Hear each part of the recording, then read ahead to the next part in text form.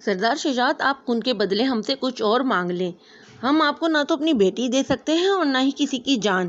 جرگے میں دوسرے قبیلے کے سردار زارون کی کرخت آواز گونجی تھی۔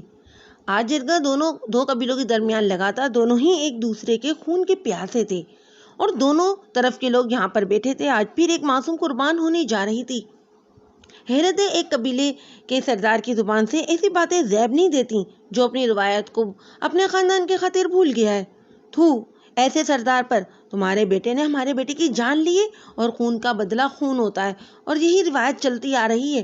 اگر تم خون کے بدلے خون نہیں دے سکتے تو سوچ لو کہ تمہارے پاس اور دوسرا راستہ کون سا ہے۔ اگر تمہیں اپنا بیٹا اتنا ہی عزیز ہے تو تمہیں اپنی بیٹی ہمیں نہیں کرنی ہوگی۔ سردار شجاعت نے اپنا فیصلہ سناتے ہوئے اپنی مونچھوں کو بل دیا۔ یہ سب سنتے ہی کچھ پل کے لیے وہاں پر سناٹا چھا گیا تھا۔ ٹھیک ہے، میں اپنی بیٹی کا نکاح کرنے کے لیے تیار ہوں۔ زارون نے شجاعت کی دائیں جانب بیٹے شخص کو دیکھتے حامی بھری۔ تو ٹھیک ہے مولوی صاحب، میرے بھائی کا نکاح شروع کروا دیا جائے۔ اس کی بھی سنی گئی۔ شجاعت نے اپنے بائیں جانب بیٹے اپنے بھائی کو دیکھتے ہوئے کہا، جو خوشی سے اٹھ کر بھنگڑے ڈالنے لگا تھا۔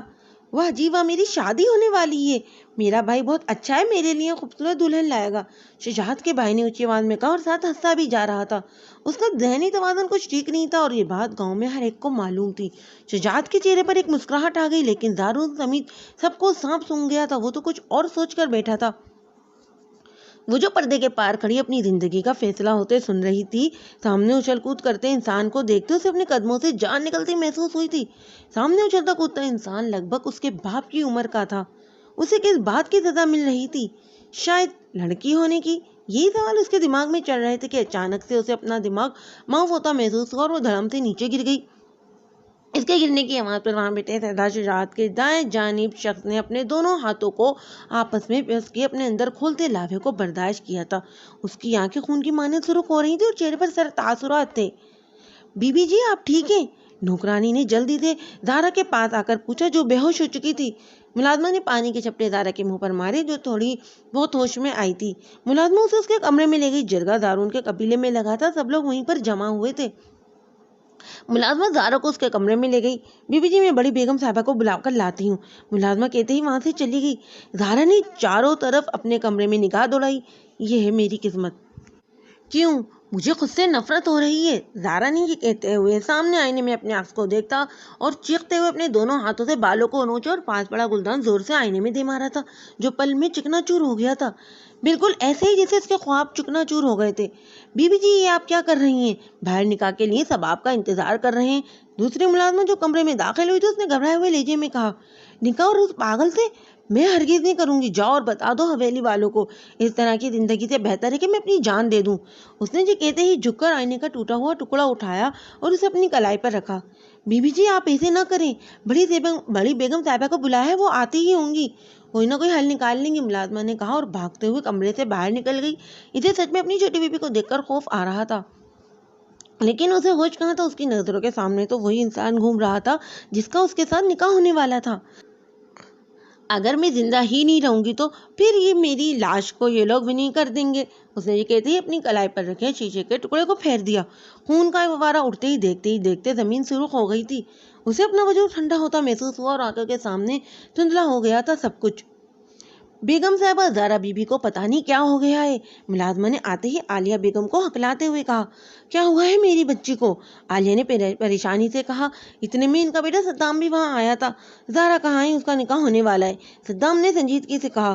اس کے چہرے کو دیکھ کر ذرا بھی نہیں لگ رہا تھا کہ اسے کسی چیز کی شرمندگی ہے۔ تمہیں کیا لگتا ہے صدام کہ میں اپنی بیٹی کو اس پاگل کے حوالے کر دوں گی؟ نہیں، میں کسی جرگے کے فیصلے کو نہیں مانتی، بتا دو باہر جا کر، عالیہ نے غصے سے صدام کو دیکھتے ہوئے کہا اور ملازمہ کے ساتھ زارا کے کمرے کی طرف چلی گئی۔ پیچھے سے صدام نے اپنے ہاتھ کا مکہ بنائے دیوار پر زور سے مارا تھا۔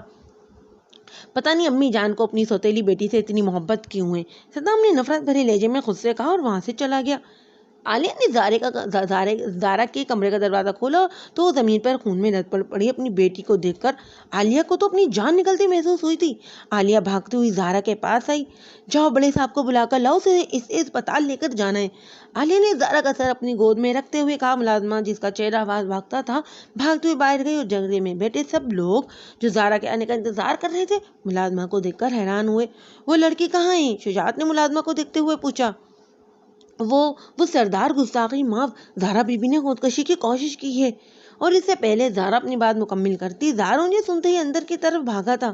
شجاعت کے ساتھ بیٹا شخص جو اب تک اپنے غصے کو کنٹرول کر رہا تھا، زہرا کے خودکشی کا سنتے ہی اس کے دل کو خوش ہوا تھا۔ بھائی کیا ہوا میری دلہن کو؟ شجاعت کے بھائی نعمان نے اپنے بھائی کو دیکھتے اپنی گردن کو ہلاتے ہوئے پوچھا۔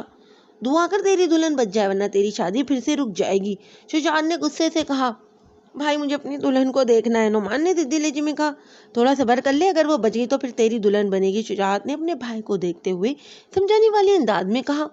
میرے خیال میں اب ہمیں تماشے کو ختم کر کے حویلی چلنا چاہیے، آج جتنا تماشا ہونا تھا وہ کافی تھا۔ روحان نے کھڑے ہوتے اپنے باپ کو دیکھتے بھاری لہجے میں کہا اور مڑ کر وہاں بیٹھے لوگوں کو دیکھا۔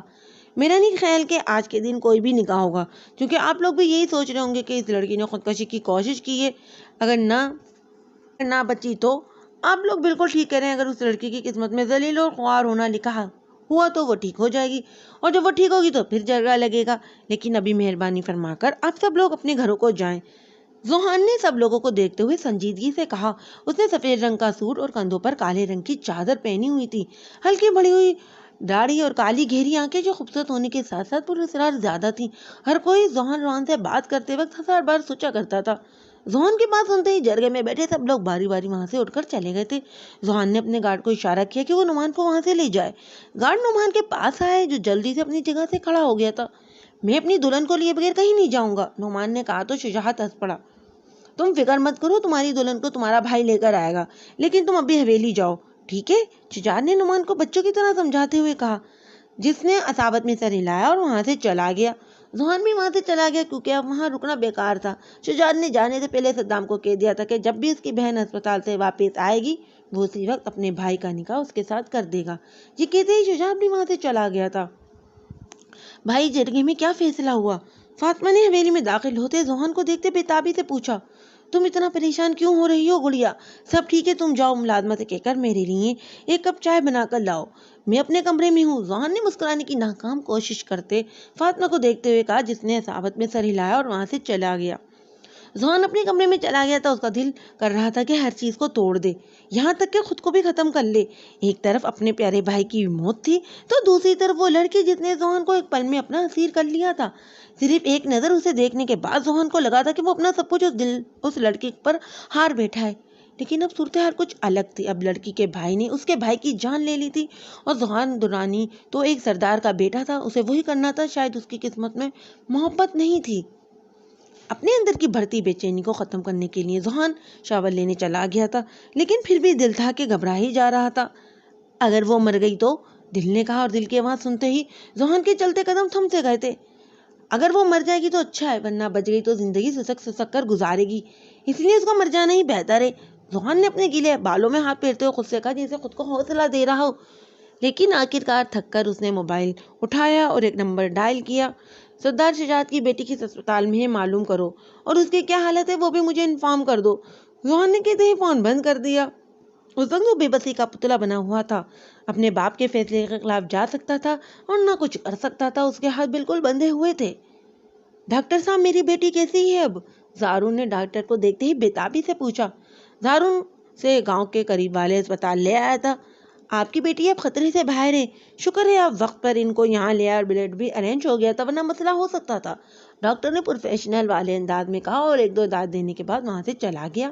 زارون وہیں اپنا سر پکڑ کر بیٹھ گیا تھا، ایک طرف بیٹی تھی تو دوسری طرف ان کا وارث تھا جس کی سزا ان کی بیٹی کو ملنے والی تھی، اور وہ خود بھی قبیلے کے سردار تھے، وہ اچھی طرح سے اپنی رسومات سے واقف تھے۔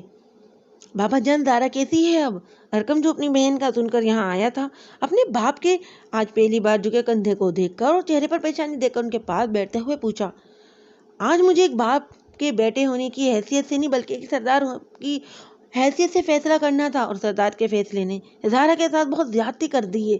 صدام کی وجہ سے مجھے اپنے دشمنوں کے گھر اپنی بیٹی کو بیاہ کر بھیجنا پڑ رہا ہے، زارون نے ارکم کو دیکھتے ہوئے کہا۔ بابا جان آپ کو نہیں لگتا اس پاگل کے ساتھ آپ زارا کا نکاح کر کے اسے جیتے جی مار رہے ہیں؟ اسے بہتر تھا کہ آپ اپنے ہاتھوں سے ہی اس کی جان لے لیں، ارکم نے سنجیدگی سے کہا۔ کل پھر سے جرگہ لگے گا، اسی میں زارا کا نکاح ہوگا، اب کچھ نہیں ہو سکتا۔ ایک سردار دوسرے سردار کو زبان دے چکا ہے اور اپنی زبان سے پھرنا سردار کو زیب نہیں دیتا، اور تم زارا کا خیال رکھنا، ایک باپ میں اتنی ہمت نہیں ہے کہ وہ اپنی بیٹی کا سامنا کر سکے۔ میں حویلی جا رہا ہوں، جیسے ہی ڈاکٹر زارا کو گھر جانے کی اجازت دیں اسے حویلی لے آنا، زارون نے وہاں سے اٹھتے ہوئے کہا اور وہاں سے چلا گیا۔ ارکم گہرا سانس لیتے وہاں سے اٹھا اور زارا کے کمرے کی طرف چلا گیا۔ اس نے دروازہ ناک کیا۔ زارا چھت کو گھور رہی تھی، چہرہ مرجھا سا گیا تھا۔ کیسی ہے میری گڑیا رانی؟ ارکم نے اپنے لہجے میں نرمی لاتے ہوئے پیار سے پوچھا۔ زارا نے انجان نظروں سے ارکم کی طرف دیکھا۔ اس کے چہرے پر چھایا سا پن دیکھ کر اسے دکھ ہوا تھا۔ وہ شہر گیا تھا، آج ہی واپس آیا تھا تو اسے پتا چلا کہ اس کی غیر موجودگی میں کیا کچھ ہو گیا تھا اور وہ سیدھا اسپتال چلا آیا تھا۔ اپنے بھائی پر یقین رکھو، تمہارے ساتھ کوئی بھی ناانصافی نہیں ہونے دے گا، ارکم نے زارا کو دیکھتے ہوئے کہا جو بھی خاموش ہو رہی تھی۔ گھر چلیں؟ ارکم نے پوچھا تو زارا کی خاموشی ابھی بھی نہیں ٹوٹی تھی۔ زارا کچھ تو کہو، لڑ ہی لو مجھ سے، لیکن اسے خاموش مت رہو، تم مجھے بالکل بھی اچھی نہیں لگ رہی ہو اس طرح۔ اس وقت ارکم نے تھوڑا غصے سے کہا تو زارا کی آنکھوں سے نکل کر آنسو اس کے چہرے کو بھگو گئے تھے، لیکن ابھی بھی اس نے ایک لفظ بھی نہیں بولا تھا۔ میں ڈاکٹر سے بات کرتا ہوں، اگر وہ اجازت دے دیتے ہیں تو پھر گھر چلتے ہیں اور اب میں تمہاری آنکھوں میں آنسو نہ دیکھوں، ارکم نے وہاں سے اٹھتے ہوئے کہا اور کمرے سے باہر نکل گیا۔ پیچھے زارا پھوٹ پھوٹ کر رونے لگی تھی۔ اس وقت اس کے دل پر کیا گزر رہی تھی وہ بیان ہی نہیں کر سکتی تھی۔ اسے نہیں معلوم تھا کہ وہ کیسے بچ گئی، لیکن وہ اچھے سے جانتی تھی کہ اگر اس کے ساتھ کیا ہونے والا ہے اور اس معاملے میں ارکم بھی کچھ نہیں کر سکتا۔ ذوحان درانی نے آج ہمارے غریب خانے میں آ کر ہمارے دل کو تو خوش کر دیا ہے۔ جناب کیا لینا پسند کریں گے؟ عماد نے ذوحان کو دیکھتے ہوئے اپنے لہجے میں حیرانگی کے تاثرات لاتے اس سے پوچھا۔ عماد، میں اس وقت پہلے ہی پریشان ہوں، سو پلیز کسی بھی فضول گوئی سے پرہیز کرو، ذوحان نے عماد کو دیکھتے ہوئے کہا اور 2 انگلیوں سے اپنے سر کو دبانے لگا۔ عماد خاموشی سے اس کے سامنے بیٹھ گیا۔ زارون کی بیٹی مر چکی ہے، عماد نے زارون کو دیکھتے ہوئے کہا۔ اسے ذوحان نے زارون کے بارے میں معلوم کرنے کو کہا تھا۔ عماد کی بات جب ذوحان کے کانوں میں پڑی تو اسے لگا جیسے کسی نے اس کے جسم سے روح کو کھینچ لی ہو۔ کیا مطلب؟ آج پہلی بار ذوحان درانی کی زبان لڑکھڑائی تھی۔ جس کے سامنے بڑے بڑوں کی بولتی بند ہو جاتی تھی، آج اس کی زبان بات کرتے ہوئے لڑکھڑا رہی تھی۔ مطلب وہی ہے جو تم نے ابھی سنا ہے، اس نے کہتے ہوئے گہرا سانس لیا۔ اماں تم جانتے ہو مجھے اس طرح کے مذاق پسند نہیں ہے، ذوحان نے خود پر قابو پاتے ہوئے سرد لہجے میں کہا۔ تو مسٹر ذوحان درانی، مجھے بھی بالکل پسند نہیں ہے کہ کوئی مجھ سے اس طرح بات کرے جیسے آپ نے تھوڑی دیر پہلے کی، اماں نے چمکتی آنکھوں سے ذوحان کو دیکھتے ہوئے کہا، جس کے ماتھے کے بل میں عماد کی بات سن کر اضافہ ہوا تھا۔ عماد کسی دن تم میرے ہاتھوں قتل ہو جاؤ گے، ذوحان نے اپنی جگہ سے اٹھتے ہوئے غصے سے کہا۔ اچھا یار، مذاق کر رہا تھا، اور میری بات ایک یاد رکھ، میں تیرا دوست ہوں تو کبھی غصے میں بھی نہ مجھے ڈانٹ سکتا ہے اور نہ ہی مجھ سے ناراض ہو سکتا ہے، ٹھیک ہے؟ عمان نے اب سنجیدہ ہوتے ذوحان کو دیکھتے ہوئے کہا، جو دوبارہ اپنی جگہ پر بیٹھ گیا تھا۔ اچھا یار، معاف کر دے، ذوحان نے ہلکا سا مسکرا کر کہا۔ مسکراتے ہوئے ذوحان کے گالوں پر ڈمپل بن نمایاں ہوا تھا، کیونکہ وہ اچھی طرح جانتا تھا کہ عماد کے سوا کوئی نہیں ہے، اور عماد بھی اچھی طرح جانتا تھا کہ ذوحان درانی صرف اسی سے ہی سوری بول سکتا ہے، ایسے ہی نہیں تو دونوں کی دوستی کہ اگر کبھی کوئی ایسا موڑ آتا کہ ان کو ایک دوسرے کے لیے اپنی جان بھی دینی پڑتی تو وہ خوشی دے دیتے، اور ذوحان کا ماننا تو تھا کہ وہ خوش قسمت ہے کہ اسے عماد جیسا دوست ملا۔ ٹھیک ہے بھائی، معاف کیا تمہیں، کیا یاد کرو گے کہ کس سخی سے پالا پڑا ہے، عماد نے احسان کرنے والے انداز میں کہا۔ تم دوبارہ کوئی سی بات مذاق میں بھی نہیں کرو گے عماد، ذوحان نے سنجیدہ سے انداز میں کہا۔ کون سی بات؟ عماد نے جان بنتے پوچھا، لیکن وہ اچھی طرح جانتا تھا کہ ذوحان کس بارے میں بات کر رہا ہے۔ ذوحان، تم اس لڑکی کے لیے اتنا بے چین کیوں ہو رہے ہو؟ اور اب تو وہ بچ گئی ہے تو ظاہر سی بات ہے اس کا نکاح تمہارے چچا کے ساتھ ہوگا، عماد نے کافی کا کپ اسے پکڑاتے ہوئے کہا۔ میں کیوں اس لڑکی کے لیے بے چین ہونے لگا؟ میں نے تو انسانیت کے ناطے تمہیں اس کی خیریت معلوم کرنے کا کہا تھا، ذوحان نے عام سے لہجے میں کہا، کیونکہ وہ اپنے تاثرات اور لہجے پر قابو پانا اچھی طرح جانتا تھا۔ اور ویسے بھی وہ میرے بھائی کے قاتل کی بہن ہے، ذوحان نے کہا تو عماد ہنس پڑا۔ تو کل کے جرگے میں اس کا نکاح ہونے والا ہے، عماد نے ایسے کہا جسے اسے بتا رہا ہو۔ جانتا ہوں میں، ذوحان نے اسے گھورتے ہوئے کہا۔ تم آفس نہیں آ رہے، وجہ جان سکتا ہوں؟ ذوحان نے بات تبدیل کرتے ہوئے پوچھا۔ بہت ہوشیار ہو تم، عماد نے مسکراتے ہوئے کہا۔ طبیعت کچھ ٹھیک نہیں تھی اسی لیے بس، عماد نے کہا تو ذوحان نے حیرانگی سے اسے دیکھا۔ تمہیں دیکھ کر لگ تو نہیں رہا کہ تم بیمار ہو؟ ذوحان نے پوچھا۔ بس کبھی کبھار انسان تھک جاتا ہے، ہر چیز سے تو تھوڑی دیر آرام کرنا چاہتا ہے، میرا بھی کچھ ایسا ہی حال ہے۔ خیر تم یہ سب چھوڑو، یہ بتاؤ کھانا کھایا تم نے؟ عماد نے اپنی جگہ سے کھڑے ہوتے ہوئے کہا۔ عماد اس خوبصورت مگر چھوٹے سے فلیٹ میں اکیلا رہتا تھا، یہاں پر صرف ذوحان آتا تھا اور ذوحان کے علاوہ اس کا کوئی دوست بھی نہیں تھا۔ نہیں، لیکن کہیں باہر چلتے ہیں، ذوحان نے فوراً کہا۔ ہاں اچھا آئیڈیا، چلو، عماد نے کہا تو وہ دونوں وہاں سے نکل کر باہر چلے گئے۔ مسٹر، تمہارا جو بھی نام ہے نا، مجھے اس سے فرق نہیں پڑتا، مجھے اپنے پیسے واپس چاہیے ابھی اور اسی وقت، سامنے بیٹھے شخص نے غصے سے کہا۔ یہ دونوں وقت کلب کے ایک کمرے میں موجود تھے۔ سامنے بیٹھا انسان جس کے صرف ہونٹ نظر آ رہے تھے، آنکھیں تک اس کی کالی کیپ سے کور تھیں، ہاتھ میں سگریٹ پکڑے ٹانگ پر ٹانگ رکھے وہ پرسرار تھا شخص جنید کو عجیب ہی لگا۔ تمہیں نہیں لگتا کہ تمہیں میرا نام معلوم کر لینا چاہیے تھا؟ اس آدمی نے ٹرے میں سگریٹ کو تھوڑا سا جھجکتے ہوئے جنید کو دیکھتے گمبھیر لہجے میں کہا۔ میں نے کہا نا مجھے دلچسپی نہیں ہے تمہارا نام جاننے میں، مجھے صرف میرے پیسے واپس کرو، جنید نے مقابل کی بات کو خاطر میں لائے بغیر کہا۔ افسوس کے مرنے سے پہلے تمہیں ماننے والے کا نام بھی معلوم نہیں ہوگا، مقابل نے کہتے ہی اپنی سائنسر لگی گن کو جنید کے ماتھے کے درمیان رکھا اور ٹریگر دبا دی۔ یہ سب کچھ ایک سیکنڈ میں ہوا تھا۔ جنید وہیں پیچھے صوفے پر ٹیک لگایا گر گیا، خون سے اس کا سر نکل رہا تھا، اس کے پورے جسم کو سرخ کر گیا تھا۔ مقابل نے ایک نفرت بھری نظر جنید پر ڈالی اور وہاں سے چلا گیا۔ اگلے دن جرگہ پھر سے لگا تھا۔ اس بار ان میں ارقم بھی موجود تھا۔ جرگے میں آمنے سامنے دونوں قبیلے کے سردار بیٹھے تھے۔ دارون کے ساتھ ذوحان اور شجاعت کے ساتھ صدام بیٹھا ہوا تھا۔ تو سردار دارون کیا ہم نکاح شروع کریں؟ مولوی صاحب آ چکے ہیں اور مجھے نہیں لگتا کہ اب ہمیں مزید دیر کرنی چاہیے، شجاعت نے دارون کو دیکھتے ہوئے کہا۔ اس سے پہلے کہ دارون اجازت دیتا ارقم اپنی جگہ سے اٹھ کھڑا ہوا۔ معاف کیجیے گا لیکن میں آپ سے ایک ضروری بات کرنا چاہتا ہوں، ارقم نے سنجیدگی سے شجاعت کو دیکھتے ہوئے کہا۔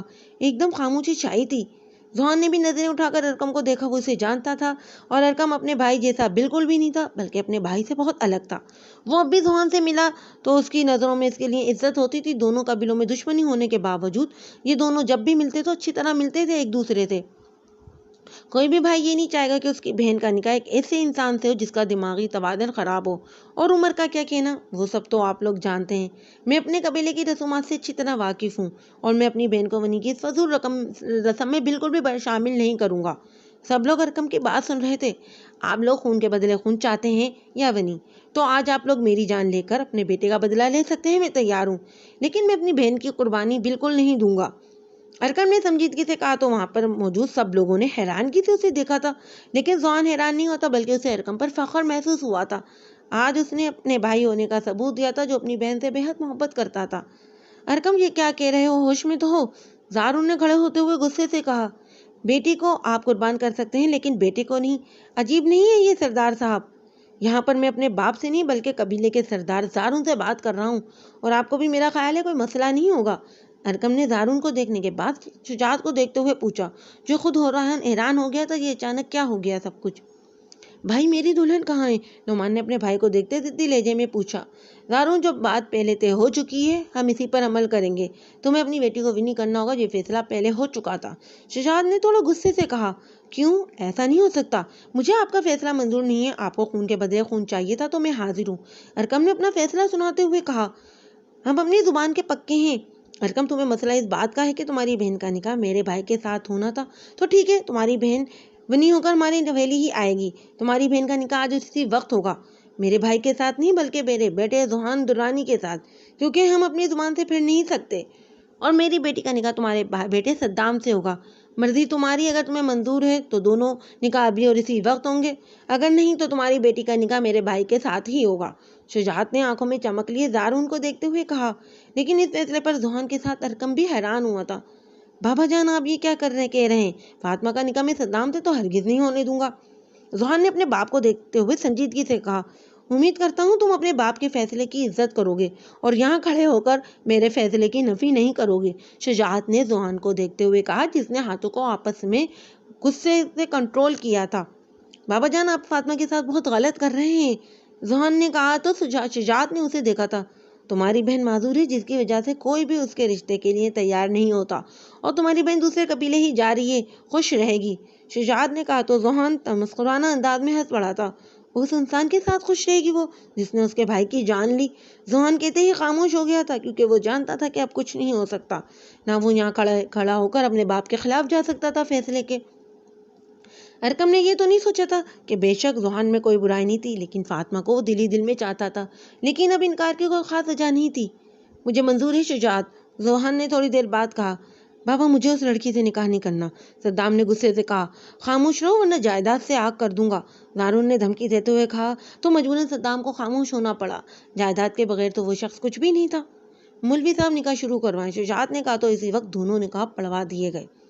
زارا تو بالکل ہی خاموش ہو گئی تھی، اسے فرق نہیں پڑ رہا تھا کہ اس کا نکاح کس سے ہوا ہے، اسے تو یہی پتا تھا کہ اس کا نکاح نعمان سے ہوا ہے، زندگی تو ویسے ہی اس کی خراب ہو چکی تھی، لیکن فاطمہ کے لیے یہ بات ناقابل برداشت تھی۔ اس نے تو سوچا ہی نہیں تھا کہ اس کا نکاح اس انسان سے ہوگا جس نے اس کے بڑے بھائی کی جان لے لی تھی۔ ذوحان نے غصے سے اپنی مٹھیاں بیچی تھی، اسے پرواہ نہیں تھی، لیکن اپنی بہن کی وجہ سے وہ کافی پریشان تھا۔ بابا جان، آپ نے فاطمہ کے ساتھ ٹھیک نہیں کیا۔ نکاح کے بعد ذوحان اپنے باپ کے سامنے کھڑا شکوہ کر رہا تھا۔ تم میری بات کو نہیں سمجھو گے بیٹا، میں نے یہ فیصلہ بہت سوچ سمجھ کر کیا ہے، اور اپنی بہن کو خوشی سے رخصت کرو تم، اور میری ایک بات کو غور سے سن لو، صدام کی بہن کی حیثیت اس حویلی میں نوکرانی سے زیادہ نہیں ہوگی۔ شجاعت نے آخری بات سنجیدگی سے کہی۔ آپ کے خیالات جان کر تو میرا دل باغ باغ ہو گیا ہے، لیکن آپ بھی یہ سوچ لیں جو سلوک سردار دارون کی بیٹی کے ساتھ یہاں ہوگا وہی سلوک میری بہن کے ساتھ بھی وہاں ہوگا۔ ذوحان نے استدعائیہ لہجے میں کہتے رخ موڑ لیا تھا۔ تم اپنی بیوی کو اس کے ماں باپ سے نہیں ملنے دو گے، شجاعت نے جسے مسئلے کا حل بتایا تھا۔ بیوی؟ کیا سچ میں وہ میری بیوی ہے؟ ابھی آپ نے کہا کہ اس کی حیثیت اس حویلی میں ایک نوکرانی کی ہوگی، تو ذوحان دران کی بیوی نوکرانی کیسے ہو سکتی ہے؟ میں تو اپنی بیوی کو شہزادی بنا کر رکھوں گا۔ ذوحان نے جیسے اپنے لفظوں میں شجاعت کو بہت کچھ باور کرایا تھا۔ کس نے کہا کہ تمہاری بیوی اس حویلی میں نوکرانی کی حیثیت سے رہے گی؟ ہم سردار شجاعت اپنے بیٹے کی شادی علیشبہ کے ساتھ دھوم دھام سے کریں گی، جو اس حویلی میں راج کرے گی۔ شجاعت نے گردن اکڑا کر کہا۔ ذوحان نے سنجیدگی سے اپنے باپ کی طرف دیکھا۔ وہ جانتا تھا کہ اس کے باپ کا اصل مقصد فاطمہ کی شادی کروانا تھا، جو کہ اب ہو چکی تھی۔ ذوحان بنا کچھ کہے فاطمہ کے پاس چلا گیا، جس کے نکاح کے بعد فوراً رخصتی تھی۔ فاطمہ گڑیا، کیا کر رہی ہو؟ ذوحان نے فاطمہ کو دیکھتے ہوئے پوچھا، جو افسردگی سے مسکرا پڑی تھی۔ بھائی، ان سب معاملات میں کہاں سے آ گئی؟ فاطمہ نے اپنے بھائی کو دیکھتے بے بسی سے پوچھا تھا۔ مجھے معاف کر دو فاطمہ، بابا کے فیصلے کے سامنے میں بے بس ہو گیا تھا۔ وہ بس تمہاری شادی کرنا چاہتے تھے، ذوحان نے شرمندہ لہجے میں کہا۔ ان کو اسی بات کی فکر ہوگی کہ ان کی معذور بیٹی کے ساتھ کون شادی کرے گا، اس لیے میرا نکاح اس انسان سے کر دیا جس نے میرے بھائی کی جان لی تھی۔ اور کیا وہ مجھے قبول کر لے گا؟ فاطمہ نے بھیگے لہجے میں کہا۔ اگر اس نے تمہیں تکلیف دینے کی کوشش کی تو اس کی بہن کو اس کا خمیازہ بھگتنا پڑے گا، ذوحان نے جذباتی پن میں سرد لہجے میں کہا، جس پر فاطمہ کھوکھلی ہنسی ہنس پڑی تھی۔ آپ مرد اسی سے زیادہ کر بھی کیا سکتے ہیں، فاطمہ نے تیکھے لہجے میں کہتی وہاں سے چلی گئی تھی۔ پیچھے ذوحان نے غصے سے فاطمہ کو جاتے دیکھا تھا۔ ارقم کی بے چینی بڑھتی جا رہی تھی۔ اس نے یہ تو سوچا ہی نہیں تھا کہ فاطمہ کا نکاح صدام کے ساتھ ہو جائے گا۔ اسے ذوحان پر پورا بھروسہ تھا کہ ذوحان اس کی بہن کو خوش رکھے گا، لیکن ضروری تو نہیں کہ ہمیشہ ویسا ہی ہو جیسا انسان سوچتا ہے، اور ذوحان کے بارے میں بھی اس کی رائے بہت جلد بدلنے والی تھی۔ ارقم پھر حویلی سے نکل گیا تھا۔ وہ کچھ دیر اکیلا لینا چاہتا تھا، اس میں اتنی ہمت بھی نہیں تھی کہ زارا سے بات کر سکے۔ ارقم، تم کہاں جا رہے ہو؟ عالیہ نے ارقم کو دیکھتے پوچھا، جو باہر جانے کی تیاری میں تھا۔ باہر جا رہا ہوں، ایک ضروری کام یاد آ گیا ہے، ارقم نے نظریں جھکاتے ہوئے کہا۔ تم پریشان لگ رہے ہو، عالیہ نے اپنے بیٹے کے چہرے پر پریشانی دیکھتے ہوئے پوچھا۔ امی جان، حویلی میں جو کچھ ہو رہا ہے سب لوگ پریشان ہیں، ارقم نے کہا تو عالیہ بھی خاموش ہو گئی تھی۔ مجھے زارا کی فکر ہو رہی ہے، عالیہ نے کہا تو ارقم نے اپنی ماں کو کندھوں سے پکڑ کر ان کا رخ اپنی طرف کرتے ہوئے کہا۔ ذوحان بھائی اچھے انسان ہیں، میری بہن کو ہمیشہ خوش رکھیں گے، آپ پریشان نہ ہوں، ارقم نے کہا تو عالیہ نے بھی اصابت میں سر ہلایا۔ ارقم گہرا سانس لیتے حویلی سے نکل گیا تھا۔ فاطمہ رخصت ہو کر سردار دارون کی حویلی میں آ گئی تھی۔ صدام ابھی تک اس نے دیکھا نہیں تھا اس کو، وہ شاید کہیں باہر چلا گیا تھا۔ معاف کرنا بیٹا، سب کچھ اچانک ہوا، تیاری کا موقع ہی نہیں ملا، عالیہ بیگم نے فاطمہ کو دیکھتے ہوئے کہا۔ جس نے نظریں اٹھا کر عالیہ بیگم کو دیکھا تھا اس کی نظروں میں حیرت تھی، کیونکہ اسے امید نہیں تھی کہ یہاں پر کوئی اسے اتنے پیار سے بلائے گا۔ چلو اندر آؤ، باہر کیوں کھڑی ہو؟ پتہ نہیں یہ صدام کہاں چلا گیا ہے۔ نیلی کہاں ہو، یہاں پر آؤ، عالیہ نے اپنی ملازمہ کو آواز دیتے ہوئے کہا، جو ایک سیکنڈ سے پہلے یہاں پر جن کی طرح حاضر ہوئی تھی۔ جی جی بی بی جی، نیلی نے اپنے پراندے کو گھماتے ہوئے سر سے پاؤں تک فاطمہ کا معائنہ کرتے ہوئے کہا۔ فاطمہ کو صدام کے کمرے میں چھوڑا اور کھانا بھی کمرے میں دے دینا، بچی تھک گئی ہوگی بیٹا، اگر تمہیں کسی چیز کی ضرورت ہو تو بلا جھجک مجھے کہہ دینا، عالیہ نے محبت بھرے لہجے میں کہا تو فاطمہ نے اصابت میں سر ہلا دیا۔ چلیں بی بی جی، نیلی نے فاطمہ کو دیکھتے ہوئے کہا۔ بی بی جی، کیا میں آپ سے ایک سوال پوچھ سکتی ہوں؟ نیلی نے تھوڑا گھبراتے ہوئے اپنے ساتھ چلتی فاطمہ سے پوچھا، جس نے پوری طرح خود کو کالی چادر میں ڈھانپا ہوا تھا۔ کیا سچ میں آپ کا ایک بازو، میرا مطلب ہے؟ نیلی کو سمجھ میں نہیں آئی کہ کیا کہیں، اس لیے خاموش ہو گئی۔ ہاں، میں ایک ہاتھ سے معذور ہوں، فاطمہ نے اس کی بات کو سمجھ کر ہلکا سا مسکرا کر کہا۔ معاف کرنا بی بی، مجھے یہ سوال پوچھنا نہیں چاہیے تھا، نیلی نے شرمندگی سے کہا۔ ارے کوئی بات نہیں، تم معافی مت مانگو، اور یہ سچ ہے مجھے برا نہیں لگا، فاطمہ کہہ کر خاموش ہو گئی۔ بی بی جی، آپ بہت اچھی ہیں، لیکن نیلی کہتے کہتے کچھ خاموش ہو گئی۔ لیکن کیا؟ فاطمہ نے رک کر پوچھا۔ وہ آپ کا کمرہ آ گیا ہے، نیلی نے طلال کو دیکھتے ہوئے بات بدلتے ہوئے کہا، جو وہاں کھڑا فاطمہ کو دیکھ کم گھر زیادہ رہا تھا۔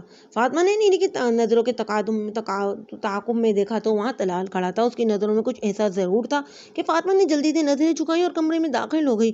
کمرہ کافی بڑا اور کشادہ تھا۔ فاطمہ وہاں بیڈ کے کونے پر جا کر بیٹھ گئی تھی اور اپنی زندگی کے بارے میں سوچنے لگی تھی کہ اب پتہ نہیں آگے کیا ہونے والا تھا۔ زارا کو عالیان اور زارن نے رخصت کر دیا تھا۔ ان کو امید نہیں تھی کہ ان کی بیٹی کے ساتھ اچھا سلوک ہوگا، لیکن پھر بھی دونوں نے دعا میں اپنی بیٹی کو رخصت کیا تھا، جو بالکل ہی خاموش سی ہو گئی تھی۔ اس نے نہ اپنی ماں سے کوئی گلہ کیا، نہ باپ سے۔ عالیہ بیگم نے تو زارا کو اپنی سگی اولاد کی طرح پالا تھا۔ بے شک وہ اس کی سگی اولاد تھی، سوتیلی ماں تھی، لیکن کبھی بھی انہوں نے زارا کو اس بات کا احساس نہیں ہونے دیا تھا۔ زارا شجاعت کی حویلی میں داخل ہوئی تو اس کی نظریں جھکی ہوئی تھیں۔ ذوحان فاطمہ سے ملنے کے بعد ہی کہیں چلا گیا تھا۔ شجاعت، آپ کیسے میری بیٹی کو اس لڑکی کے بھائی کے ساتھ بیاہ سکتے ہیں؟ اور آپ نے میرے بیٹے کا نکاح بھی اس لڑکی کے ساتھ کروا دیا ہے؟ اس کی اوقات کیا ہے؟ میرے بیٹے کے پیر کی جوتی کے قابل بھی نہیں ہے یہ منحوس لڑکی۔ شکیلہ نے زارا کو دیکھتے ہی اپنے شوہر کو کہا۔ جب سے اسے جرگے کے فیصلے کا پتہ چلا تھا وہ بس سردار دارون کے گھر والوں کو کوس ہی رہی تھی۔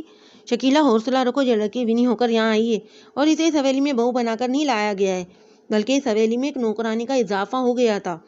شجاعت نے اپنی گردن اکڑاتے ہوئے اپنی بیوی کو دیکھتے ہوئے کہا، لیکن صاحب، اس لڑکی کو دیکھتے ہی میرا خون کھول اٹھا ہے، یہ میرے بیٹے کی قاتل کی بہن ہے۔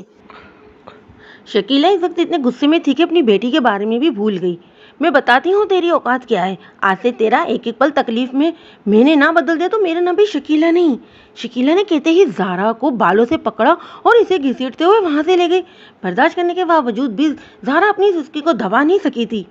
شکیلہ نے ایک چھوٹے سے کمرے کا دروازہ کھولا اور زارا کو اندر دھکا دے دیا، جو زمین پر جا گری تھی۔ اس کے کلائی پر بندھی سفید پٹی خون نکلنے کی وجہ سے سرخ ہو گئی تھی۔ یہ ہے تیری اوقات؟ کل صبح حویلی میں سب کا تو ناشتہ بنائے گی، اگر کوئی بھی کوتاہی ہوئی تو انجام بہت برا ہوگا، شکیلہ نے سرد لہجے میں کہا اور وہاں سے چلی گئی۔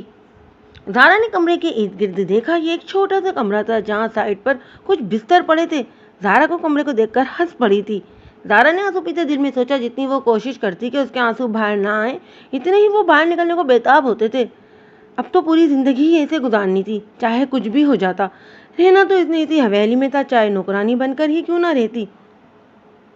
وہ پھوٹ پھوٹ کر رو دی تھی۔ بھابھی، آپ نے شجاعت بھائی سے بات کی؟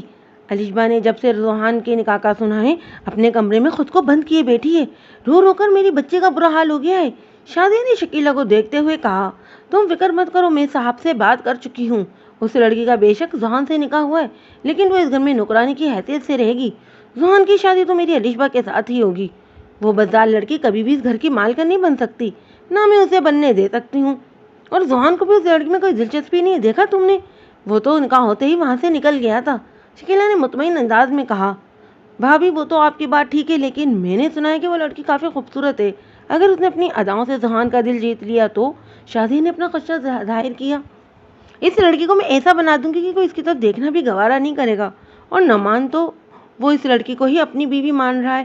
اگر میں اس لڑکی کے کمرے میں رات کے وقت اس کو بھیج دوں تو سوچو، ذوحان تو بدگماں ہوگا، بلکہ اسے پھر سے نفرت کرنے لگے گا۔ شکیلہ نے اپنا منصوبہ بناتے ہوئے کہا، ان سب چیزوں میں وہ اپنے بیٹے کی موت اور فاطمہ کو بالکل ہی فراموش کر چکی تھی۔ بھابھی، آپ نے تو پہلے ہی سب کچھ سوچ رکھا ہے۔ میں الشبا کو سمجھانے کی کوشش کرتی ہوں، اس نے کھانا بھی نہیں کھایا۔ شادیہ نے وہاں سے اٹھتے ہوئے خوشی سے کہا، ہاں ہاں جاؤ تم۔ شکیلہ نے کہا تو شادیہ وہاں سے چلی گئی۔ نکاح مبارک ہو ذوحان دورانی، امان نے ذوحان کو دیکھتے ہوئے کہا، جو اپنے ہاتھ کی 2 انگلیوں سے اپنی کنپٹی کو دبا رہا تھا۔ شٹاب امان، میں بالکل بھی مذاق کے موڈ میں نہیں ہوں، ذوحان نے کھجانے والی نظروں سے امان کو دیکھتے ہوئے کہا۔ خیر، مذاق کا موڈ تو میرا بھی نہیں ہے، لیکن دوست ہونے کے ناطے مبارکباد دینا میرا فرض ہے۔ ویسے بھی میں جرگے میں موجود تھا، ارکم نے کافی بہادری کا مظاہرہ کیا، اور ایک عورت کی زبان سے میں نے یہ بھی سنا کہ وہ کہہ رہی تھی کہ شکر ہے سردار ذوحان کی بیٹی کا نکاح اس پاگل کے ساتھ نہیں ہوا۔ وہ لڑکی تو کافی خوبصورت ہے جسے سردار شجاعت کے بیٹے کا نکاح ہوا ہے، کیا یہ سچ ہے؟ امان نے سنجیدگی سے کہا، وہ نہیں جانتا تھا کہ وہ مزید ذوحان کو غصے کو ہوا دے چکا ہے۔ تم نے اگر اب ایک لفظ بھی زبان سے نکالا تو جان سے مار دوں گا میں تمہیں، ذوحان نے اسے دھمکی دیتے ہوئے کہا، جس کا اثر بھی امان پر ہوا تھا۔ ٹھیک ہے، کچھ نہیں کہتا، اور حویلی جاؤ، پتہ نہیں تمہارے ظالم گھر والوں نے اس بیچاری کے ساتھ کیا سلوک کیا ہوگا۔ امان نے اس بار سنجیدگی سے کہا، تمہیں اس کی اتنی فکر کیوں ہو رہی ہے؟ ذوحان نے تکھے لہجے میں پوچھا۔ وہ معصوم ہے، اس لیے مجھے اس کی فکر ہو رہی ہے، کیونکہ تمہاری حویلی میں اس کی فکر کرنے والا کوئی نہیں، اس کا اپنا شوہر بھی نہیں۔ امان نے سخت لہجے میں کہا، مجھے ایک بات سمجھ نہیں آتی، میرے علاوہ تم حویلی کے ہر انسان سے اتنی نفرت کیوں کرتے ہو؟ ذوحان نے اس بار دھیمے لہجے میں پوچھا۔ امان خاموش رہا تھا، ہمیشہ کی طرح اس کا جواب خاموشی ہی تھی۔ میرے خیال سے تمہیں حویلی چلے جانا چاہیے، امان نے گہرا سانس لیتے ہوئے کہا۔ تم مجھے اپنے فلیٹ سے نکال رہے ہو؟ ذوحان نے ایک ابرو اچکاتے ہوئے پوچھا۔ یہ فلیٹ تمہارا ہے ذوحان، میرا کچھ نہیں ہے، امان نے زوان کی طرف دیکھتے ہوئے کہا۔ اپنی بکواس بند کرو، کتنی بار کہا فضول مت بولا کرو۔ یہ فلیٹ آج جس بھی مقام پر ہو تم، وہ سب تم نے اپنی محنت سے حاصل کیا ہے، اور جا رہا ہوں میں کیونکہ مجھے تمہاری نصیحتیں نہیں سننی۔ زوہان نے کھڑے ہوتے ہوئے تھیکے لہجے میں کہا، جس پر اماد ہنس پڑا تھا۔ زوہان گہرا سانس لیتا وہاں سے چلا گیا۔ وہ نہیں جانتا تھا کہ وہ حویلی جا کر کیا کرے گا۔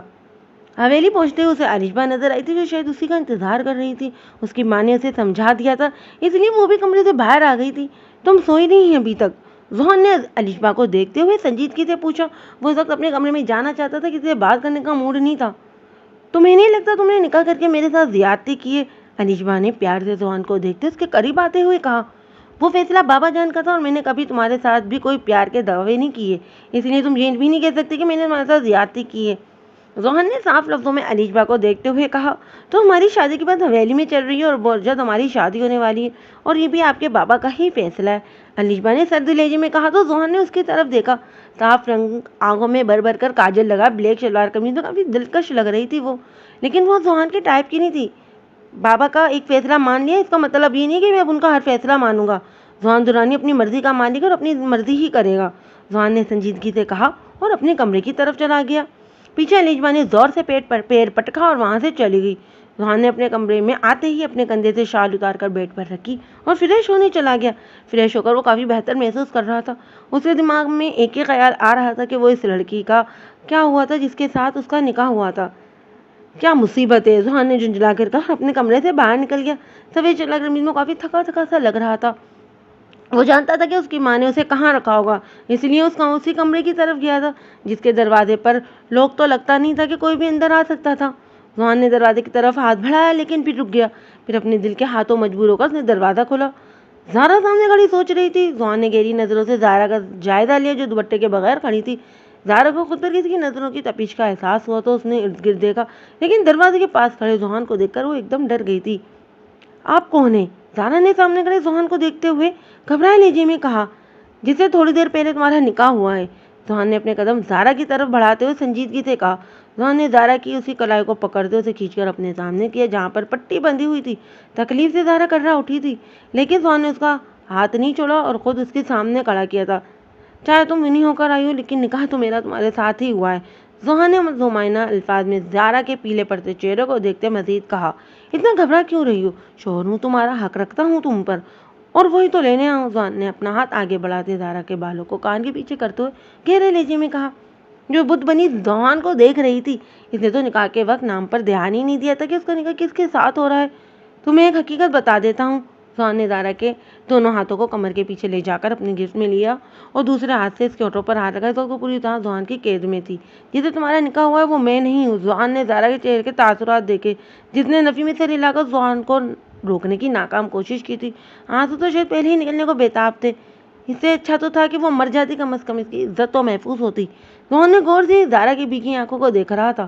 اس وقت وہ خود بھی نہیں جانتا تھا کہ وہ کیا کچھ بول گیا ہے، لیکن سامنے کھڑی لڑکی کو دیکھتے ہی ایسا لگتا تھا کہ وہ ارد گرد کی ساری چیزیں فراموش کر بیٹھا ہے۔ وہ بھی نہ جانے کیوں کچھ بھول گیا تھا۔ وہ زہرا کو تھوڑا خوفزدہ نہیں کرنا چاہتا تھا، لیکن اپنے لفظوں سے کچھ زیادہ ہی کر چکا تھا۔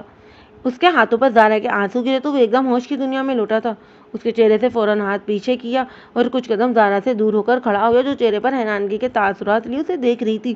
حویلی میں مرد ملازم بھی ہیں اور یہاں کوئی بھی آ سکتا ہے۔ اس کمرے کا لاک بھی خراب ہے، تم دوسرے کمرے میں چلو، زوہان نے سنجیدگی سے کہا، لیکن زہرا اپنی جگہ سے ایک انچ بھی نہیں لی تھی۔ مقابل کا لہجہ پل بھر میں تبدیل ہوا۔ محترمہ، کیا میں فارسی بول رہا ہوں؟ اور گھبرانے کی بات نہیں، میں ہی تمہارا شوہر ہوں، مجھ سے ہی تمہارا نکاح ہوا ہے، اب چلو یہاں سے، زوہان نے بازو سے پکڑتے ہوئے کہا، جس کے منہ سے ہلکی سی سسکی نکلی تھی، لیکن دل میں سکون سا پھیل گیا تھا۔ زوہان نے مڑ کر زہرا کی طرف دیکھا اور ایک نظر اس کی کلائی پر ڈالی جو اس کے ہاتھ میں تھی۔ زوہان نے فوراً اس کے ہاتھ کو چھوڑ دیا۔ ساتھ والے کمرے میں چلی جاؤ، وہ اس کمرے سے بہتر ہے، زوہان کہتے ہی وہاں سے چلا گیا۔ زہرا بھی حیران سی آنکھوں میں خوف لیے وہاں کھڑی تھی۔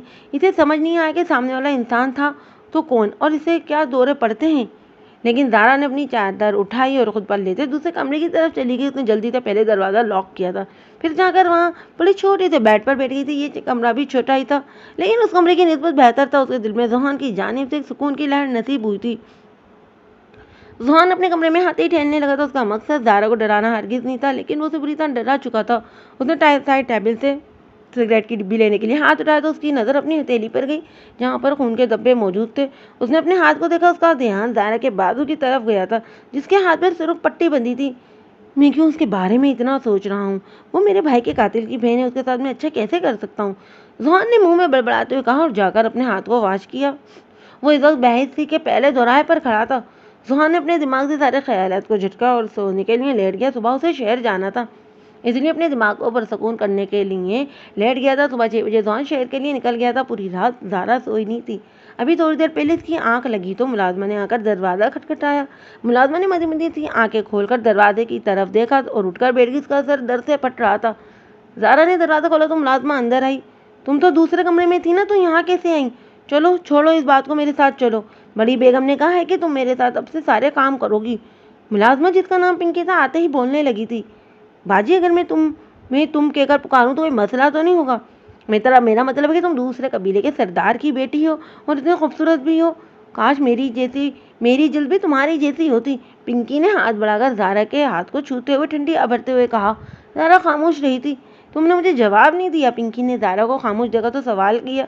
मेरे ख्याल से तुम मुझे पहले ही तुम कहकर मुखातिब कर चुकी हो और जो तुम्हारा दिल करे वो मुझे कह सकती हो। आखिरी बात ज़ारा सर लहजे में कहते ही फिरेश होने चली गई। पिंकी वहीं बैठकर उसका इंतजार करने लगी। ज़ारा बाहर आई तो पिंकी की नज़र उसकी कलाई पर पड़ी जिसकी पट्टी सुर्ख हो रही थी। बाजी, तुम्हारे हाथ से तो खून निकल रहा है। पिंकी ने जल्दी से ज़ारा के पास आते उसके बाजू को देखते हुए परेशानी से कहा। हाँ, लेकिन अब ठीक है, ज़ारा ने आम से लहजे में कहा। उसके ज़हन में ज़ुहान घूम गया था। बाजी, तुम ना मेरी एक बात गौर से सुन लो।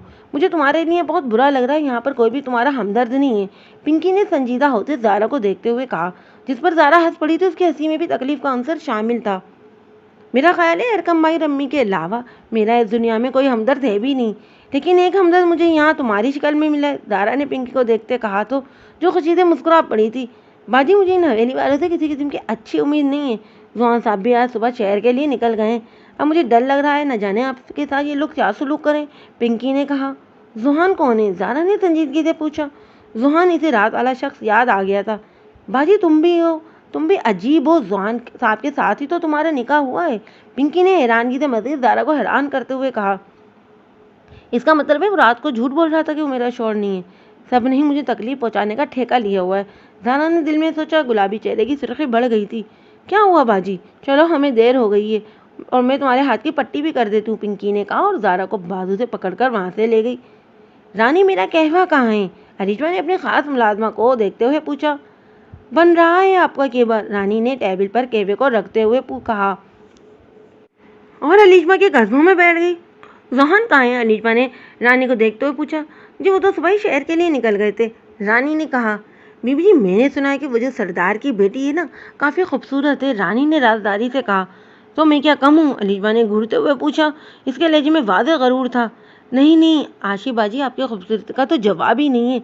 इसलिए कह रही थी कि कहीं छोटे सरदार उस लड़की की खूबसूरती के घायल न हो जाए, रानी ने जल्दी से कहा। ऐसा तो मैं कभी नहीं होने दूंगी। चलो, ज़ारा को चलकर देख ही लेती हूँ कितनी खूबसूरत है वो लड़की, अलिशमा ने वहाँ से उठते हुए कहा और किचन की तरफ चल गई। उसे पता था कि वो उसे वहीं मिलेगी। ज़ारा पिंकी के साथ मिलकर काम कर रही थी। उसे शौक था घर के काम करने का, इसलिए आलिया बेगम के मना करने के बावजूद भी वो बहुत से काम खुद से करती थी, इसलिए इसे सारे काम आते थे। ज़ारा पराठे बनाती जल्दी से अपने हाथ चला रही थी। इसी वक्त अलिशबा रानी के साथ किचन में आई और एक पल के लिए चूल्हे के आगे खड़ी ज़ारा के सुर्ख चेहरे को देखकर एक पल के लिए वो ठिठक सी गई थी। जैसा इसने सुना था ज़ारा वैसी ही थी, बड़ी बड़ी आंखें, सफ़ेद रंग, काले कंधों तक आते बाल। देखकर तो अलिशबा ने दिल ही दिल में इसकी खूबसूरती को सराहा था, लेकिन फ़ौरन ही उसने अपने दिमाग को झटका था। तो तुम हो विनी में आई लड़की? अलिशबा ने ज़ारा को देखते हुए पूछा, जिसने उसकी तरफ देखा था। नीले रंग के शलवार सूट में मुलव्विस, आंखों में भर भर कर काजल डाले अलिशबा भी प्यारी लग रही थी। इसे अपनी आंखों पर बहुत नाज था। उसकी शरबती रंग की आंखों में सुरमा डालने के बाद बहुत अच्छी लगती थी। ज़ारा खामोश रही थी। पिंकी भी वहाँ से हटकर पीछे खड़े हो गई थी।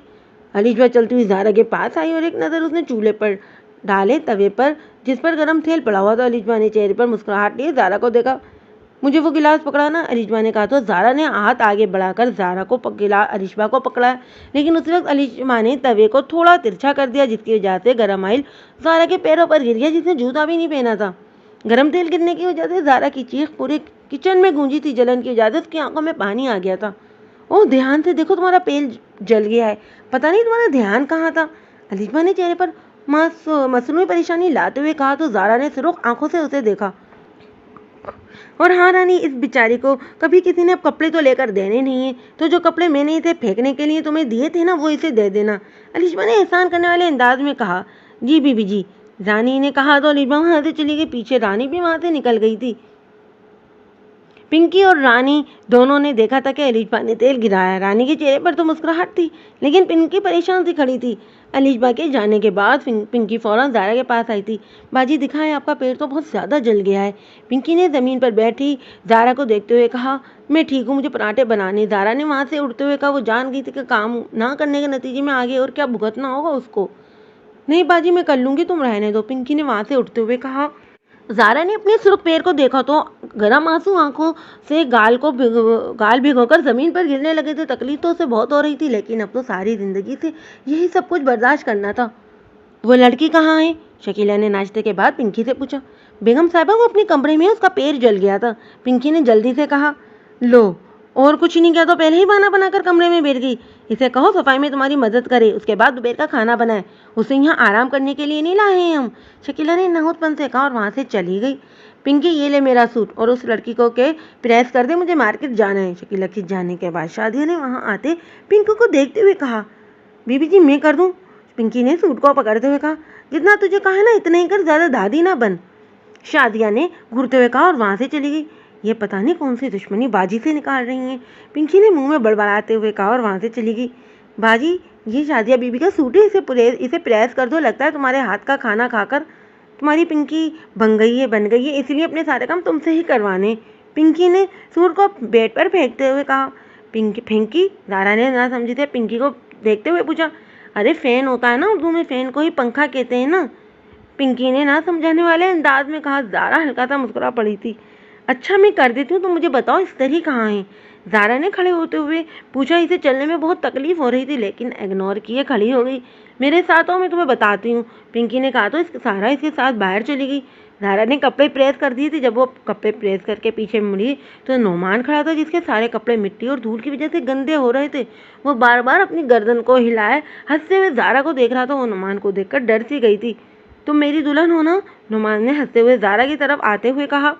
हाँ, तुम ही मेरी दुल्हन हो, नोमान ने ताली बजाते हुए कहा और भागते हुए ज़ारा की तरफ आया, जिसने उसे पीछे धक्का दिया और अपने कमरे की तरफ भाग गई। कमरे में जाते ही उसने दरवाज़ा लॉक किया और गहरे सांस लेते खुद को परसकून करने लगी। नोमान वहीं ज़मीन पर बैठकर रोने लगा था। मेरी दुल्हन ने मुझे धक्का दिया है भाई, मेरी दुल्हन ने मुझे धक्का दिया है, ये कहती नोमान ऊंची आवाज़ में रोने लगा था। मुलाजिम ने उसे वहाँ आकर संभाला और उसे उसके कमरे में ले गए। उसकी चीखें ज़ारा को दहला रही थीं।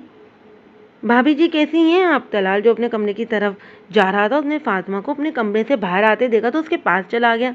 सद्दाम न जाने कहाँ चला गया था। फातिमा कमरे में बंद बोर हो रही थी, इसलिए बाहर आ गई, लेकिन सामने ही तलाल नजर आ गया था। फातिमा चेहरे पर नासमझी के तासुरात लिए तलाल को देखा। ओह, मैं अपना तारुफ तो करवाना ही भूल गया।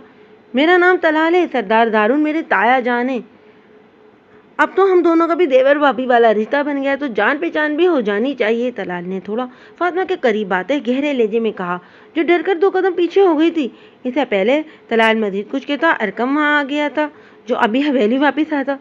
तुम यहाँ क्या कर रहे हो तलाल? अरकम ने संजीदगी से उसे देखते हुए पूछा, जिसने मुस्कुराकर अरकम को देखा था।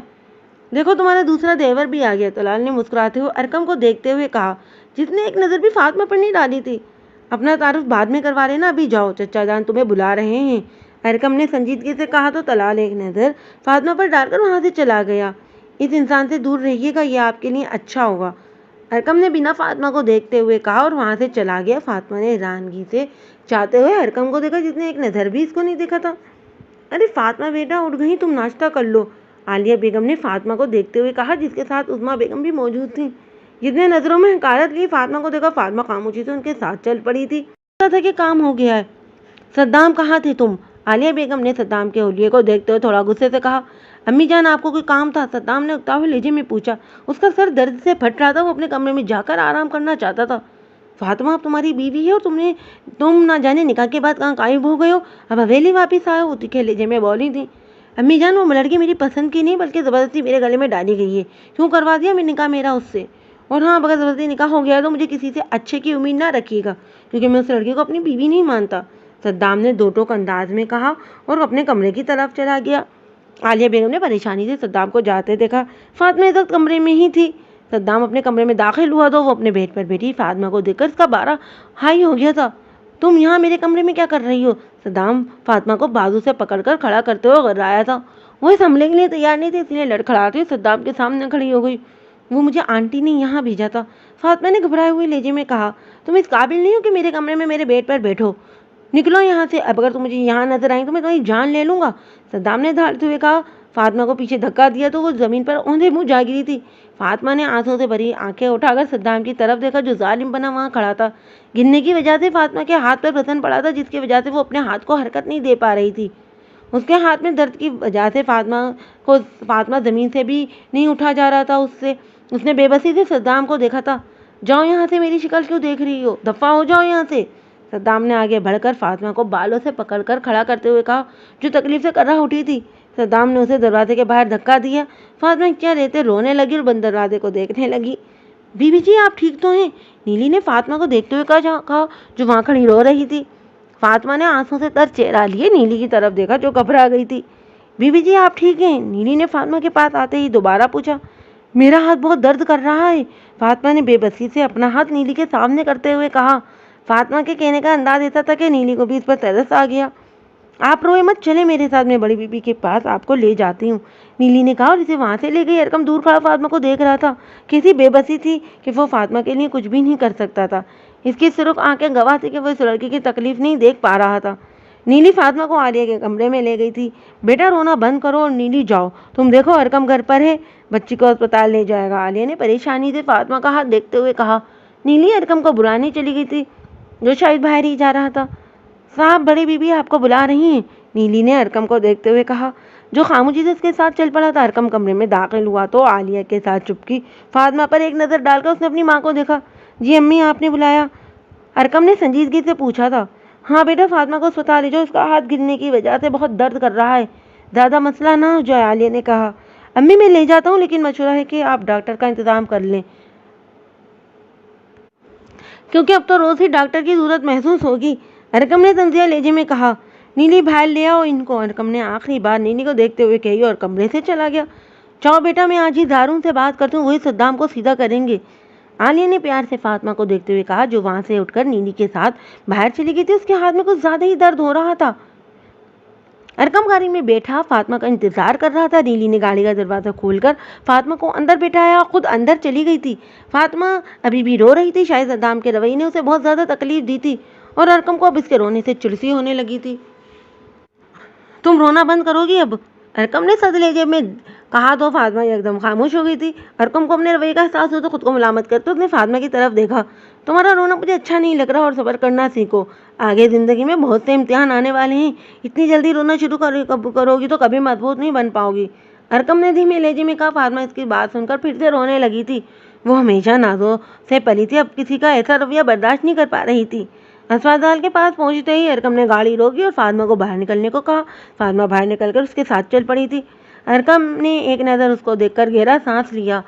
کیا ہوا؟ زارون نے اپنی زوجہ کو پریشان میں دیکھا تو پوچھا۔ زارون صدام کو زہرا کا ذرا بھی احساس نہیں ہے، جو کچھ میری بیٹی اور فاطمہ کے ساتھ ہوا ہے صرف اسی کی وجہ سے ہوا ہے، اسی کی وجہ سے میری بیٹی بینی ہو کر گئی ہے اور اسے ذرا سی بھی پرواہ نہیں ہے۔ فاطمہ پر وہ ظلم کر رہا ہے، اسے کمرے سے باہر نکال دیا، وہ بچی زمین پر گر گئی، اس کے ہاتھ میں شدید درد تھا، اس لیے میں نے اسے اسپتال ارقم کے ساتھ بھیجا ہے، اگر صدام کی وجہ سے زہرا پر مصیبت آئی تو میں اسے کبھی معاف نہیں کروں گی، عالیہ نے غصے سے کہا۔ بیگم صاحبہ آپ پریشان نہ ہو، میں صدام سے بات کرتا ہوں، زہرا نے اپنی پگڑی اتارتے ہوئے ٹیبل پر رکھتے ہوئے کہا۔ میں آپ کے لیے پانی لاتی ہوں، عالیہ کہہ کر وہاں سے چلی گئی تھی۔ زارون نے ملازم کو کہا کہ صدام کو بلا کر لائے، جو صابن میں سر ہلا دے، وہاں سے اٹھ کر چلا گیا تھا۔ تھوڑی دیر بعد صدام کمرے میں داخل ہوا۔ بابا جان آپ نے بلایا؟ صدام نے سنجیدگی سے پوچھا۔ تم کیا چاہتے ہو اور کتنا ہمیں ذلیل کروانا چاہتے ہو؟ کیا تم نے قسم کھائی ہوئی ہے کہ لوگوں کے سامنے ہمیں ہمیشہ رسوا کرنا ہے؟ زارون نے سخت لہجے میں صدام کو دیکھتے ہوئے کہا۔ بابا جان آپ کیسی باتیں کر رہے ہیں، سمجھ نہیں پا رہا ہوں میں، صدام نے ناسمجھی سے انہیں دیکھا۔ فاطمہ کی بات کر رہا ہوں اور میری ایک بات کان کھول کر سن لو صدام، اگر تم نے اب اسے کمرے سے باہر نکال دیا، اس پر کسی قسم کا ظلم کیا تو تمہیں میں اس حویلی سے باہر نکالنے میں ایک سیکنڈ بھی نہیں لگاؤں گا، اب جاؤ یہاں سے، یہ میری آخری وارننگ ہے، زارون نے کہا تو صدام نے غصے سے اپنے باپ کو دیکھا تھا۔ لیکن بابا جان، صدام نے کچھ کہنا چاہا لیکن زارو نے اسے روک دیا تھا۔ میں نے جو کہنا تھا کہہ دیا ہے، اب جاؤ یہاں سے، زارو نے کہا تو صدام جبڑے تانے وہاں سے چلا گیا تھا۔ بھابھی، آپ اس لڑکی کو لیے اتنا پریشان کیوں ہو رہی ہیں؟ عظمیٰ نے عالیہ کو دیکھتے ہوئے پوچھا، جو فاطمہ اور ارقم کا انتظار کر رہی تھی۔ عظمیٰ، فاطمہ میری بہو ہے اور جن حالات میں نکاح ہوا ہے وہ بچی سہم گئی ہے۔ یہاں پر اس کے لیے سب کچھ نیا ہے۔ اگر میں بھی اس کا خیال نہیں رکھوں گی تو کون رکھے گا؟ اور دیکھا نہیں تم نے صدام نے اس کے ساتھ کیا سلوک کیا ہے؟ عالیہ نے کہا تو فاطمہ ہنس پڑی تھی۔ بھابھی، آپ کا اپنی بیٹی کے بارے میں کیا خیال ہے؟ اسے کیا وہ لوگ مہارانی بنا کر رکھیں گے؟ مجھے پوری امید ہے وہاں پر اس کے ساتھ بھی ظلم ہو رہا ہوگا، اور آپ یہاں ان کی بیٹی کا ایسے خیال رکھ رہی ہیں جیسے وہ چھوٹی سی بچی ہے۔ عظمیٰ نے تیکھے لہجے میں کہا۔ عظمیٰ، میں اچھی طرح سے جانتی ہوں وہاں میری بیٹی خوش تو ہرگز نہیں ہوگی، لیکن میں ان لوگوں کی طرح نہیں ہوں۔ اگر میں بھی ویسے ہی کروں گی تو مجھ میں اور ان میں کیا فرق رہ جائے گا؟ عالیہ بھی بات ہی کر رہی تھی کہ جب فاطمہ ارقم کے ساتھ سامنے سے آتی ہوئی نظر آئی۔ عالیہ جلدی سے فاطمہ کے پاس گئی تھی۔ کیا ہوا بیٹا؟ ڈاکٹر نے کیا کہا؟ عالیہ نے بے تابی سے پوچھا۔ سب کچھ ٹھیک ہے امی جان، کچھ دنوں تک ان کا ہاتھ ٹھیک ہو جائے گا، ارقم نے میڈیسین عالیہ کو پکڑاتے ہوئے کہا اور خود اپنے کمرے میں چلا گیا۔ چلو بیٹا، میں تمہیں کمرے میں چھوڑ دیتی ہوں، عالیہ نے پیار سے کہا۔ عظمیٰ وہاں سے چلی گئی تھی۔ کمرے میں؟ فاطمہ نے سہمے ہوئے لہجے میں پوچھا۔ گھبراؤ نہیں، صدام اب تمہیں کچھ نہیں کہے گا، عالیہ نے کہا اور فاطمہ کو لیے کمرے کی طرف بڑھ گئی۔ صدام اندر پہلے ہی غصے میں بھرا بیٹھا ہوا تھا۔ فاطمہ نے ڈرتے ہوئے عالیہ کے ساتھ کمرے میں داخل ہوئی تو صدام نے فاطمہ کو دیکھا، اپنے غصے سے اپنی جگہ سے کھڑا ہو گیا، لیکن ساتھ اپنی ماں کو دیکھ کر اس نے کچھ بھی نہیں کہا۔ سخت کچھ کہنے سے منع کیا تھا نا اسے، اس کی ماں کا ساتھ آنا اسے بہت کچھ باور کرا چکا تھا، اس لیے خاموشی کے ساتھ کمرے سے باہر نکل گیا۔ فاطمہ نے سکون کا سانس لیا تھا۔ بیٹا تم آرام کرو، عالیہ بیگم نے پیار سے کہا اور وہاں سے چلی گئی۔ فاطمہ وہاں بیڈ پر جا کر بیٹھ گئی تھی۔ اس نے اپنی چادر اتار کر سائڈ پر رکھی اور اپنے اس ہاتھ کو دیکھنے لگی جو پیدائشی طور پر معذور تھا۔ اگر یہ میرا بازو ٹھیک ہوتا تو مجھے اتنی باتیں نہ سننی پڑتی، نہیں اتنا کچھ برداشت کرنا پڑتا۔ فاطمہ نے کھوکھری ہنسی ہنستے ہوئے اپنے بازو کو دیکھتے ہوئے کہا، لیکن وہ نہیں جانتی تھی یہ سب کچھ تو قسمت کا کھیل ہے، کس کے ساتھ کیا ہو جائے کسی کو معلوم ہی نہیں تھا۔ اماں تم سب سنبھال لوگے، میں واپس گاؤں جا رہا ہوں، ذوحان نے اماں کو دیکھتے ہوئے کہا۔ خیریت؟ سب ٹھیک تو ہے؟ اماں نے اس کے چہرے پر چھائی بےتابی کو دیکھتے ہوئے پوچھا۔ ہاں سب ٹھیک ہے، بس مجھے ایک ضروری کام یاد آ گیا ہے، ذوحان نے سنجیدگی سے کہا۔ کہیں یہ ضروری کام بھابھی صاحبہ تو نہیں ہے؟ اماں نے مسکراہٹ دباتے ہوئے پوچھا۔ ذوحان نے گھوری سے اسے نوازا تھا۔ ٹھیک ہے بھائی، تو ٹینشن نہ لے، میں سب سنبھال لوں گا، اماں نے جلدی سے کہا۔ ذوحان یہاں آ تو گیا تھا، لیکن اسے اب زارا کی فکر ستا رہی تھی کہ وہاں پر کوئی بھی اس کا خیال رکھنے والا نہیں تھا۔ پتہ نہیں حویلی والوں نے اس کے ساتھ کیا سلوک کیا ہوگا، اس لیے وہ جلد از جلد حویلی جانا چاہتا تھا۔